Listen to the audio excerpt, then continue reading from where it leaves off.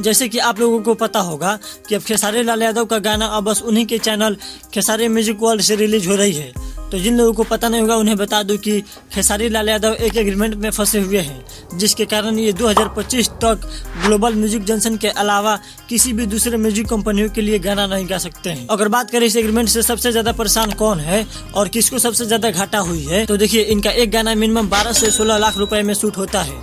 Minimum बता रहा हूँ, अगर मैक्सिमम में जाएंगे तो बहुत बड़ा बड़ा गाना हुआ है इनके साथ। तो जैसे कि इनका गाना इन्हीं के चैनल से रिलीज हो रही है, तो उन गानों से गाने का बजट भी रिकवर नहीं हो पाता होगा, क्योंकि आप अपने स्क्रीन पे देख सकते हैं कि इनके गाने पे कितना ज्यादा व्यूज आ रही है। उसके हिसाब से तो कुछ भी नहीं है, और ऊपर से इनका बड़ा बड़ा प्रोजेक्ट रेडी है, मगर ये एग्रीमेंट के चलते रिलीज नहीं हो पा रही है। और ये बात आप लोगों को ऑलरेडी पता ही है कि ये महीने में कितने ज्यादा गाना गाते थे।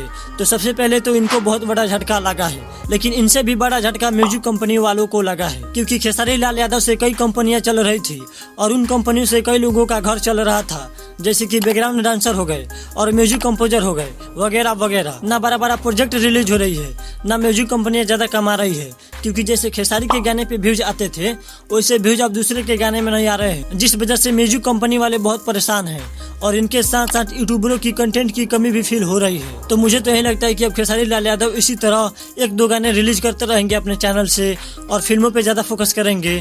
खैर आपको क्या कहना है, जो भी हो कमेंट बॉक्स में बताइए, कमेंट बॉक्स खाली ही है। मिलते हैं अगली वीडियो के साथ, धन्यवाद।